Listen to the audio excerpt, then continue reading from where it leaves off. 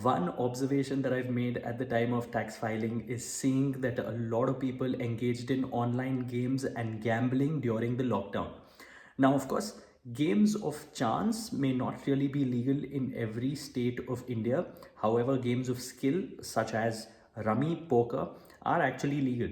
But legality aside, regardless of a game being legal or illegal, if you make money out of speculative activity, it's all chargeable at the highest tax slab rate um, in your personal income tax return. So, regardless of what your tax slab is, if you're making any other money during the year or not, this income or the profit that you make from gambling or games activity online may actually be chargeable to tax at 31.2%.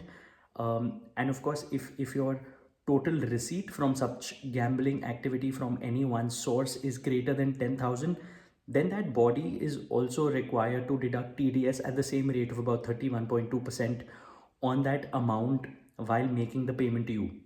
Also important to know, as it is with a bunch of other businesses, you can book expenses and reduce your taxable profits. However, that may not be allowed by the income tax department in these cases. Fun fact to know. So yeah, if you have gambling income, do look it up.